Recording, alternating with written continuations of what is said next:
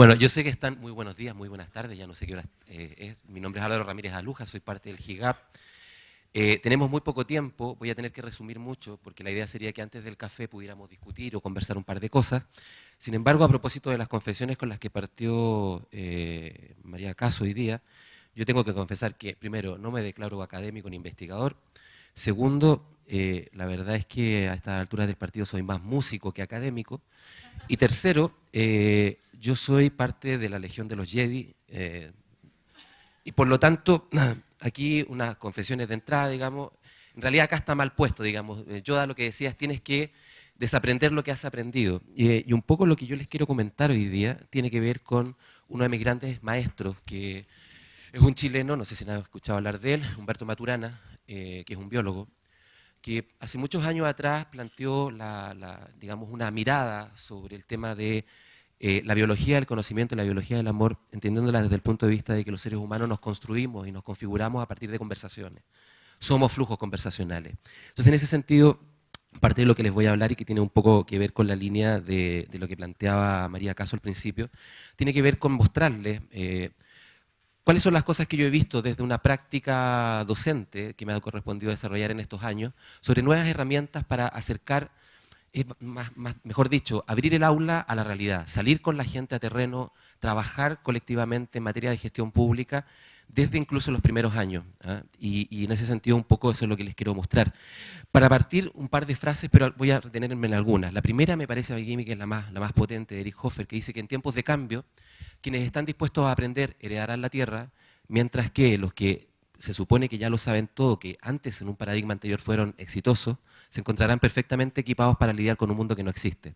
Aquí yo siempre hago el hincapié de una frase maravillosa de Benedetti, a propósito de los temas de educación, que tienen que ver con que, me acuerdo que en la universidad un profesor me la dijo, ¿no? Cuando uno empieza a aprenderse las respuestas, te cambian las preguntas.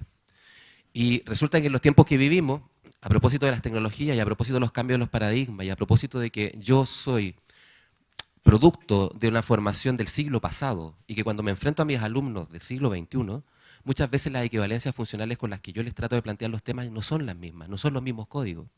Y efectivamente, yo creo que hoy día nos están cambiando las preguntas permanentemente. Y por lo tanto las respuestas que antiguamente me servían para responder a una realidad ya no son tan adecuadas. Otra frase maravillosa, y el verdadero, digamos, viaje al descubrimiento no consiste en descubrir nuevos territorios, sino que tener nuevas miradas. Y que esas miradas sean colectivas, constructivas, digamos, construidas colaborativamente. Y de estas dos, esta es la más maravillosa, creo yo, para comentarles lo que les quiero decir hoy día. Con frecuencia los seres humanos vivimos con respuestas a preguntas que jamás nos hemos hecho. En general, acá hay un grupo notable de gente a la cual admiro mucho, pero ¿cuál es la pregunta? ¿A qué estamos tratando de responder con las reflexiones que hacemos? Porque si hablamos de gestión pública, particularmente aquellos que tenemos una pasión por lo público, en realidad lo que nos mueve es cambiar, o sea, ayudar a la provisión del bien común, ayudar a los ciudadanos, mejorar la democracia, etc. Y muchas veces cuando enarbolamos tantos conceptos se nos olvida esa parte más de las emociones. Desde ese punto de vista, es un poco también mostrarles que la realidad ha cambiado radicalmente. Esta es una figurita de un libro de un autor muy conocido, Tom Tapscott, que escribió hace 2 años atrás un nuevo libro que se llama Macro Wikinomics, que en realidad más que la figura, esto tiene mucho que ver con educación hoy día, la visualización de datos en formatos muy integrados. Él dice que el nuevo paradigma que está cruzando en el conocimiento, en el gobierno, en la educación, etcétera, tiene que ver con el concepto de lo abierto. Y lo abierto tiene que ver con los temas de integridad, los temas de transparencia, los temas de confianza fundamentalmente basados en esta relación entre los seres humanos, los temas de colaboración, de interdependencia y de compartir. Fíjense ustedes que una de las cosas más maravillosas que ha pasado en este siglo es que podemos construir colaborativamente conocimiento, que podemos reflexionar, y reflexionar es soltar la certidumbre, es soltar de alguna manera, que es una cosa no menor, digamos. O sea, cuando, yo me acuerdo, siempre me hacían la pregunta, ¿tú mandarías a tu hijo a aprender a nadar en pizarrón y que jamás toque el agua? ¿O tú mandarías a nadar a alguien que, o sea, a tu hijo, cuando ya... No, obviamente lo segundo porque tiene que ver con práctica, tiene que ver con una interacción. Y eso es parte un poco de lo que hoy día estamos viendo. Me voy a saltar un poco esto, lo van a tener después en la presentación, pero quería mostrarles un poco este diagrama que es parte de lo que les quiero plantear a propósito de la cosa más aplicada del EduPunk, entre otras cosas. Para entender un poco esta nueva manera de entrar al proceso de aprendizaje, más que de enseñanza, de aprendizaje, la verdad es que yo lo miro como una triada que vincula estas tres esferas: el lenguaje, el cuerpo y las emociones. Normalmente, nosotros enseñamos o tratamos de generar espacios de aprendizaje pensando en el cerebro, pensando en el espacio cognitivo. Pero como muy decían algunos de las personas que están acá en la mesa, hay un tema de pasiones y eso se nota, ¿no? Se nota cuando tú tienes una interacción y cuando tú tienes una fuente de inspiración y una relación mucho más de complicidad con los alumnos. Y esto me lleva a que, por un lado, los seres humanos nos configuramos a través del lenguaje, y el lenguaje, según Maturana, tiene que ver con coordinaciones de haceres. Este espacio no existiría si no existiera el lenguaje. Nos configuramos, nuestras carreras profesionales son determinados espacios de dominio en el lenguaje. Y yo siempre esto lo digo porque cuando uno hace trabajos en consultoría, por ejemplo, y se encuentra con abogados, con ingenieros, con sociólogos, cada uno trata de llevar a su terreno técnico ese lenguajear, digamos. O sea, si hablamos de reforma del Estado, al abogado le interesarán más los temas de normativa o marcos institucionales, al ingeniero el tema de los sistemas, ¿no?, de organización, no sé, al economista los temas de costo-beneficio, pero cada uno tiene una configuración lingüística particular. Y en ese sentido también se mueve de una forma particular en la vida. La corporalidad expresa un poco también esa forma de lenguajear. Y finalmente, que esto es muy importante para mí, las emociones son, y aquí voy a parafrasear también algo de Maturana, todo acto racional tiene un fundamento en la emoción. Si yo les preguntara a ustedes por qué estudiaron lo que estudiaron, uno puede argumentar racionalmente por qué lo hizo. Pero en última instancia tiene que ver con un tema de vocación, tiene que ver, como digo, como un tema de guata, que decimos en Chile, ¿no?, de corazón, de que algo te movió a tomar una opción que uno además la transformó en una vocación de vida. Entonces, desde esta perspectiva, y aquí un poco también mirándolo ya más resumidamente para mostrarles esto y después ver algunos casos particulares en el poco tiempo que tengo, yo parto de la interpretación de que los espacios de aprendizaje son espacios conversacionales.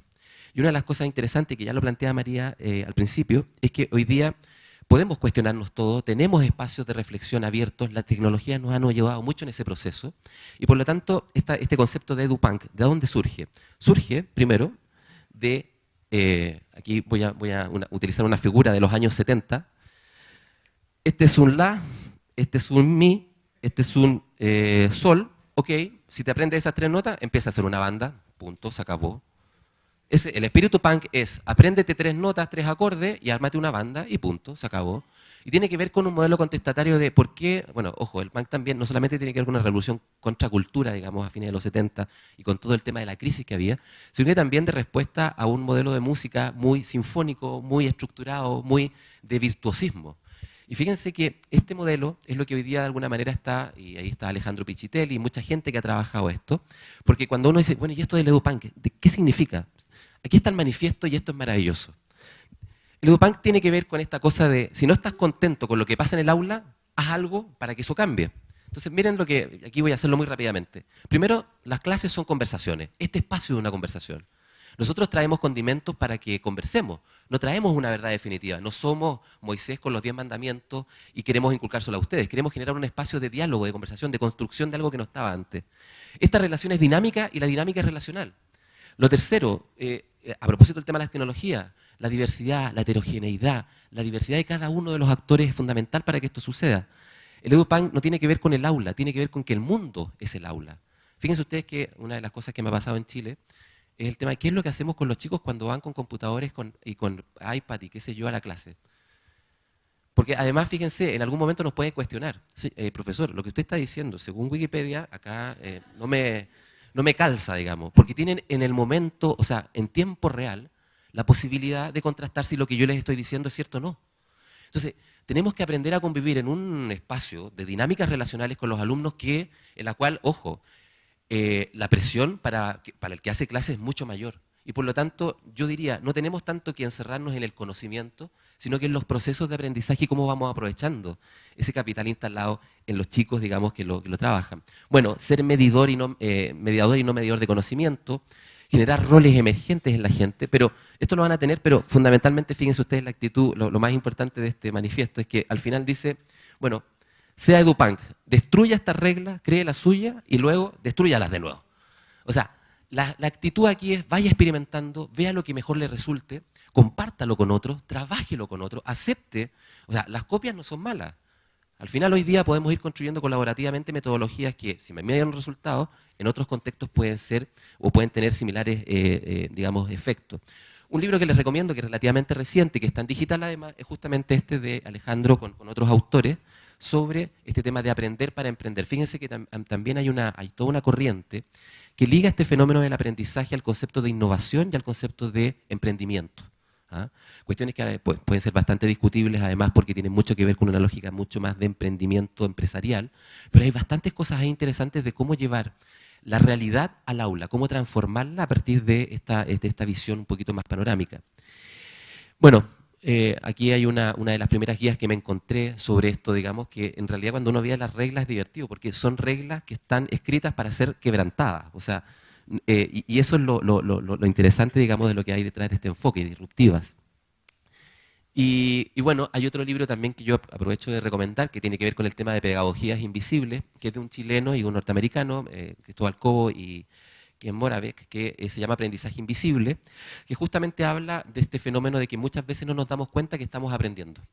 Que, o sea, en una conversación, nosotros acabamos de terminar un congreso ayer y créanme, la verdad es que yo aprendí en muchos espacios mucho más que en las conversaciones del café, bueno, y aparte redes y todo eso, digamos, todo ese capital adicional, que muchas veces en las ponencias tradicionales que tenemos la costumbre de hacer. Y ese espacio tiene que ver con esta cosa de aprendizaje, con los medios tecnológicos, en las conversaciones que tenemos permanentemente. Y aquí me quiero meter en este tema. La Innovation Unit del Reino Unido, que es un think tank que ha venido trabajando mucho este tema de la educación, cuando se han planteado un poco, y aquí rescata algunas ideas de lo que apareció acá, y dicen cuáles son las principales ideas para poder fomentar el aprendizaje en el siglo XXI. Bueno, los estudiantes aprenden a través de proyectos significativos que les hagan sentido y que hagan esta relación entre teoría y práctica. La universidad como un campamento de base, como un espacio donde tú puedes, como una cocina, ¿no? Como un espacio donde tú experimentas la aplicación de los conceptos directamente. Aquí hay una relación bastante interesante, digamos, el profesor como estudiante y el estudiante como profesor. ¿Ah? Créanme que yo muchas veces en los programas, sobre todo cuando empecé a hacer clases a funcionarios públicos, me pasaba que al final del día yo decía, yo no sé quién está aprendiendo en este espacio.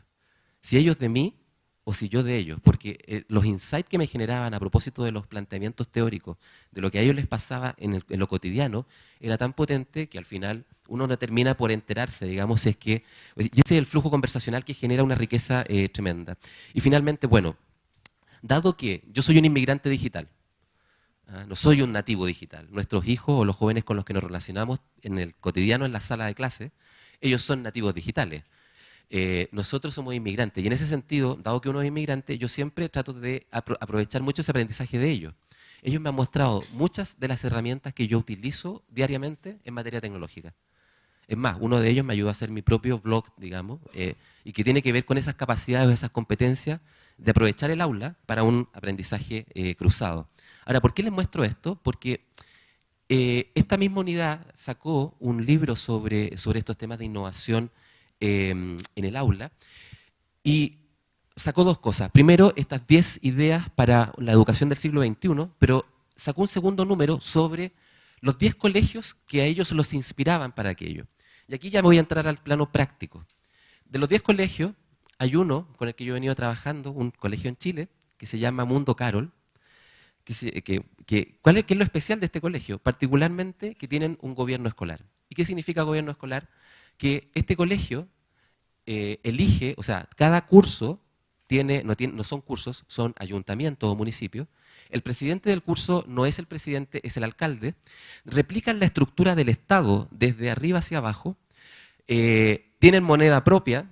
Este es el organigrama. Ellos, en vez de tener un reglamento, tienen una constitución política. Ellos se definen como cracovianos. Ojo, y son un país independiente. Bueno, está la liga ahí para que lo puedan ver, para que puedan visitarlo, pero es tremendo. Ha ganado una cantidad de premios desde UNESCO a otros lados, pero fíjense lo terrible de esto.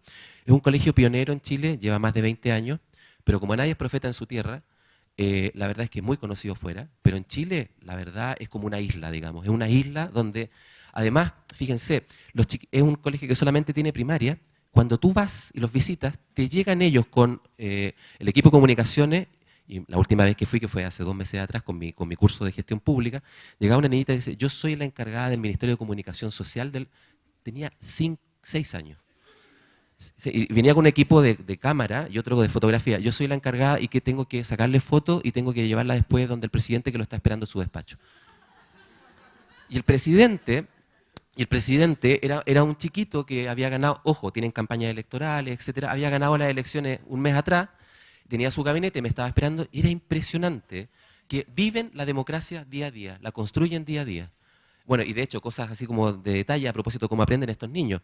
Los de policía local, lo que hacen, la función que tienen es, por ejemplo, si un niño empuja a otro, pasan multa. Pasan multa. Y ojo, a propósito de dos láminas más que les quiero mostrar acá. Esto es ellos en vez de tener una libreta de anotaciones, tienen una guía interactiva que les ayuda a ir planificando el año. Y por ejemplo, acá hay una imagen de los billetes que tienen. Los billetes tienen la imagen de los niños que son parte del gabinete del gobierno elegido.